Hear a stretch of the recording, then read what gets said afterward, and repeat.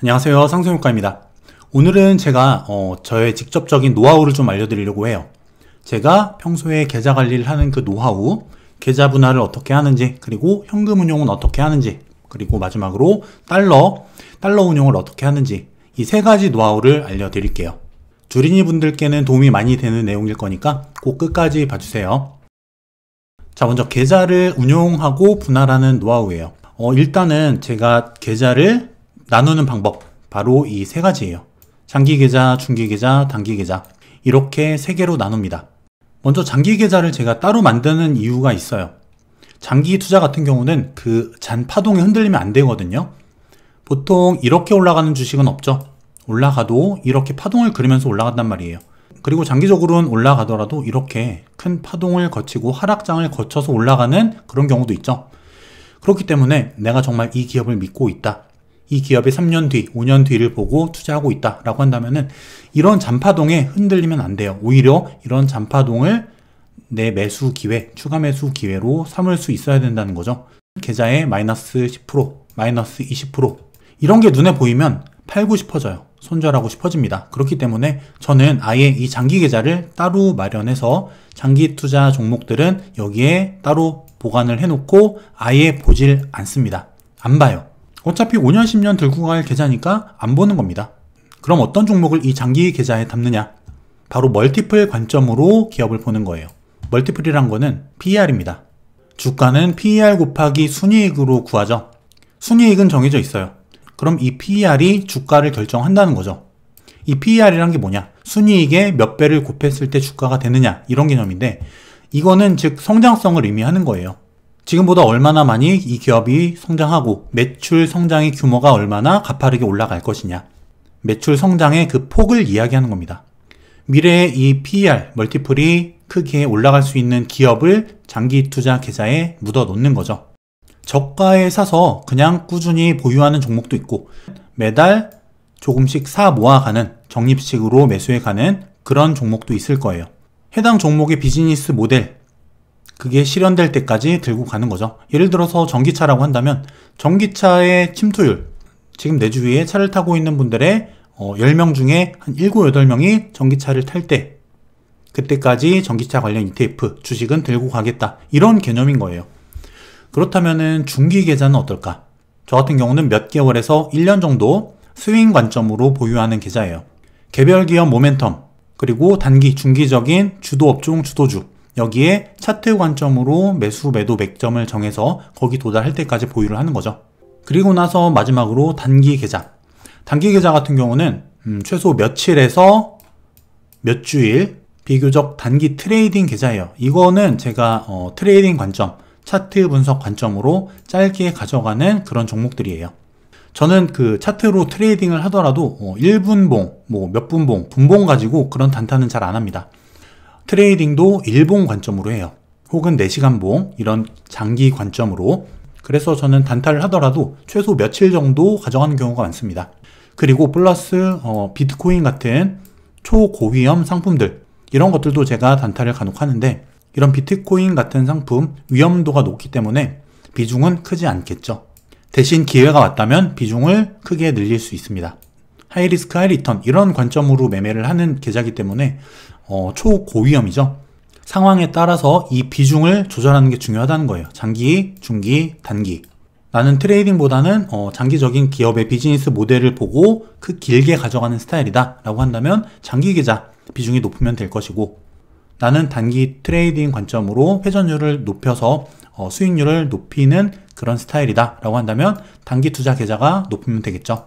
사실 이 비중 문제는 사람마다 다 다르기 때문에 뭐가 맞다 틀리다의 개념은 아닙니다.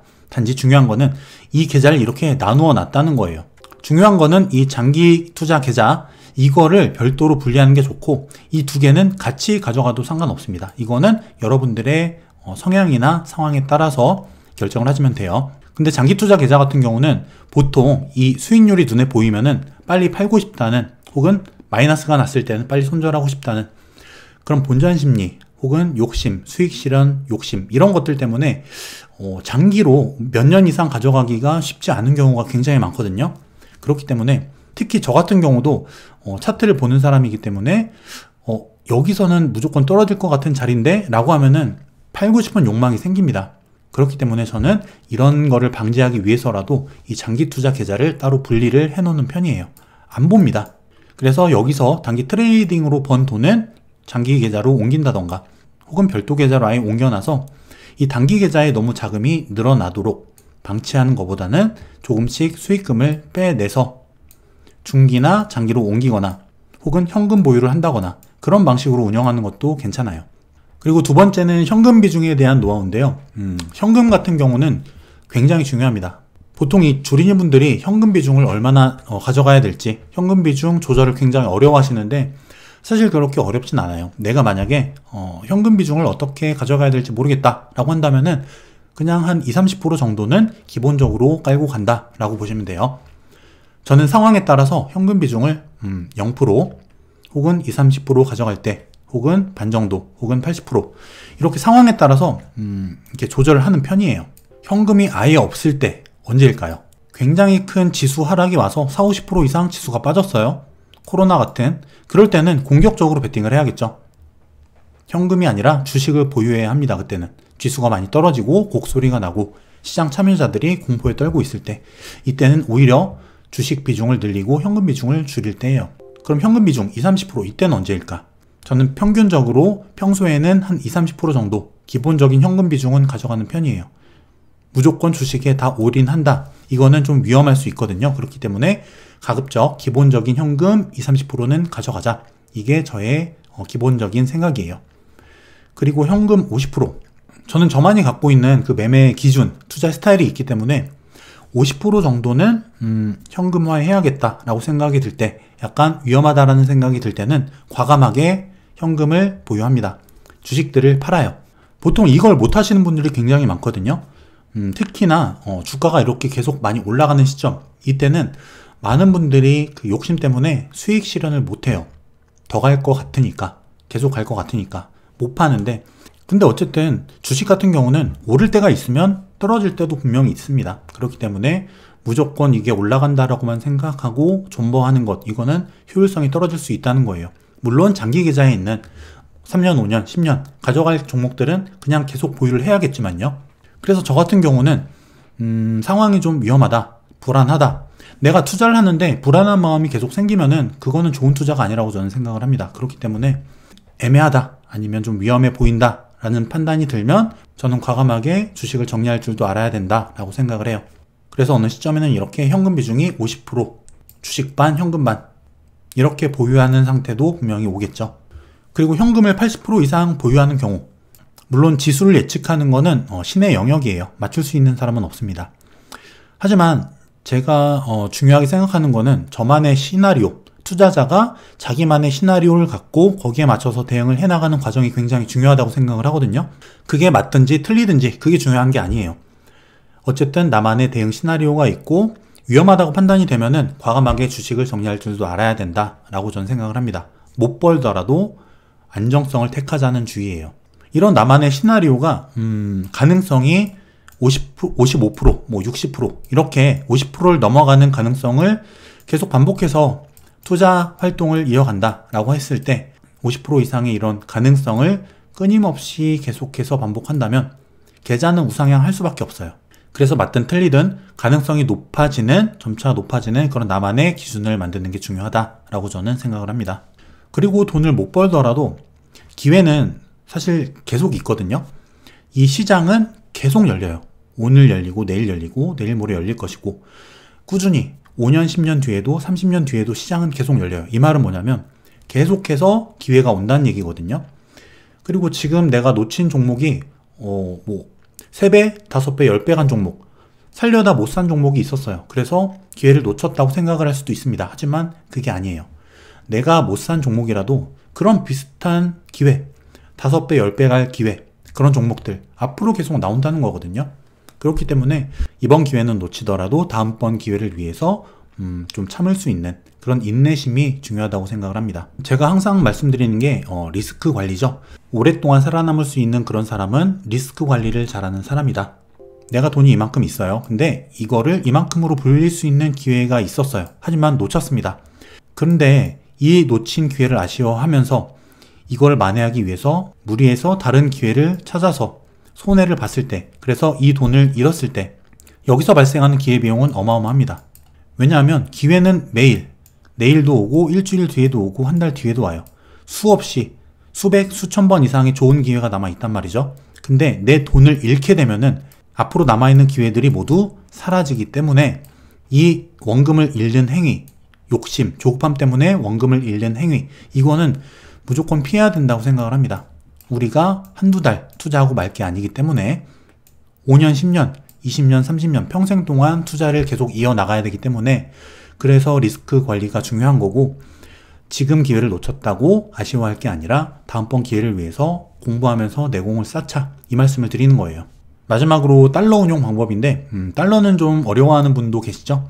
근데 제가 강조드리는 것 중에 하나가 이 달러 운용입니다. 제 책 부의 알고리즘에도 달러 관련된 그 챕터를 좀 많이 적어놨는데 그 이유가 바로 그거예요. 이 달러라는 안전자산, 이거는 위기를 기회로 바꿀 수 있는 가장 좋은 자산이기 때문이에요.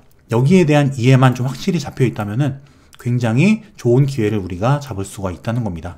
제가 자주 말씀드렸죠. 이 달러는 1200원을 기준으로 보시면 돼요. 위기가 오면 이 달러가 올라가죠. 1200원, 1300원 이런 식으로 위로 올라가요. 그리고 주식시장 호황에는 달러가 내려가는 경향이 있습니다. 1100원, 1000원 이런 식으로. 하지만 이 달러가 1200원을 넘어가기 쉽지 않아요. 넘어가더라도 몇 달 있으면 금방 다시 그 아래로 떨어지는 경향이 있습니다. 최근엔 그래요. 그렇기 때문에 가급적이면 저는 이 1200원대가 오면은 이때는 달러를 팔아서 주식을 삽니다. 하지만 모든 달러를 그렇게 운영한다는 건 아니에요. 이 즈음에서는 분할 매도 관점, 그리고 1050원 정도, 1000원대에서는 분할 매수 관점, 이 관점으로 달러를 운용하는 거예요. 여기서 달러를 조금씩 샀다가 1200원 부근이 되면 조금씩 판다. 하지만 껌딱지, 이게 뭘까요? 절대 팔지 않는 달러 비율이 있다는 거예요. 경제위기가 오면은 1200원이 훌쩍 넘어가겠죠. 1300원 이상 갈 수도 있습니다. 그렇기 때문에 일부 비중은 무조건 보유를 하는 거예요. 환율이 어떻게 변동을 하던 이 껌딱지 비율, 이거는 내 자산을 지켜주는 보디가드 역할을 하게 되겠죠. 그래서 경제위기가 왔다, 지수가 40, 50% 이상 빠졌다, 그러면 그때 이걸 파는 겁니다. 팔아서 주식을 사면 되겠죠. 그리고 또 하나, 달러 운용의 중요한 부분이 미국 주식인데, 미국 주식은 뭘로 사죠? 달러로 사죠. 그렇기 때문에 미국 주식을 갖고 있다는 것, 보유한다는 것만으로도 우리가 달러를 보유한 효과가 있다는 거예요. 그래서 저는 불황에 가까워진다 라고 하면은 미국 주식 비중을 늘립니다. 국내 주식보다는. 이렇게 상황에 따라서 미국 주식을 비중을 어떻게 가져갈 것인가, 이것도 달러의 운용 관점에서 연관지어서 생각할 수 있다, 이런 개념이에요. 미국 주식을 갖고 있으면은 하락이 올 수 있죠. 불황이 와서 미국 주식이 빠질 수 있어요. 미국 주식이 한 20%, 30% 빠졌다고 칠게요. 근데 불황이 오면은 달러 가치가 상승합니다. 환차익을 본다는 거예요. 환차익으로 한 15% 정도 환율이 올랐다 라고 한다면 내 30% 손실이 15%로 줄어든다는 거예요. 그런 효과를 낼 수 있는 게 바로 미국 주식이다. 그래서 달러는 1200원 기준으로 운영을 하자. 그리고 절대 팔지 않는 달러 비중은 있어야 된다. 노하우 혹은 미래에 대한 예측, 나만의 시나리오가 있어야 이 비율을 조절할 수 있겠죠. 아, 어느 시점에는 주식이 안 좋을 것 같아, 주가가 많이 꺾일 것 같아, 불황이 올 것 같아 라고 한다면 이 비율을 늘리는 거죠. 각자의 판단에 의해서. 그리고 국내 주식 비중, 그리고 미국 주식 비중, 이 비중도 내가 향후 전망을 어떻게 보고 있느냐에 따라서 달러의 보유 효과가 있기 때문에 미국 주식이, 그렇기 때문에 상황에 따라서 미국 주식과 국내 주식의 그 비율도 조절할 수 있다. 이런 개념을 여러분이 알고 계시면은 좀 더 효율적인 자산 관리 하는데 도움이 많이 되실 거예요. 제가 오늘 이 계좌 분할 방법, 그리고 현금 운용, 달러 운용 간략하게 말씀을 드렸는데, 이거는 제가 사용하는 방법이에요.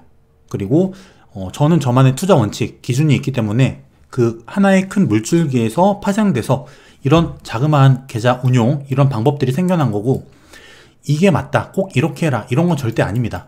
여러분이 여러분만의 내공, 그리고 여러분만의 지식, 경험이 쌓이다 보면은 자신만의 트레이딩 방법, 투자 원칙이 생겨나겠죠. 그러면은 나에게 맞는 방법이 또 생기기 마련이에요.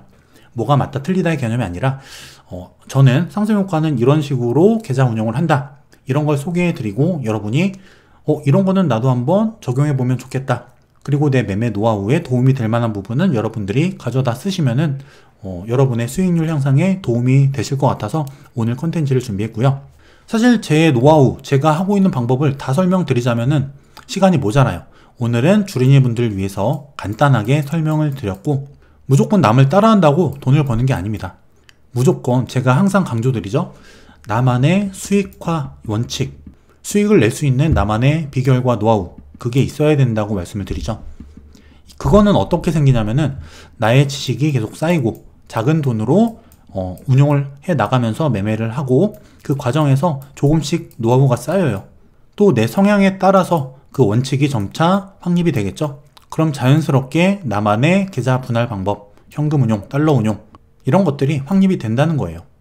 앞으로 가급적이면 이런 직접적인 매매 관련 노하우들 이런 것도 가끔씩 여러분들께 소개를 시켜드릴 텐데, 이게 무조건 옳다, 그러다 이런 게 아니에요. 여러분들도 여러분들만의 매매 원칙, 투자 노하우, 나만의 수익화 방법, 이런 나만의 노하우를 꼭 확립하셔가지고 꼭 돈 벌 수 있는 가능성 높은 투자, 조급한 투자가 아니라 잃지 않는 장기간 꾸준히 우상향할 수 있는 그런 투자를 해나가시길 바라겠습니다.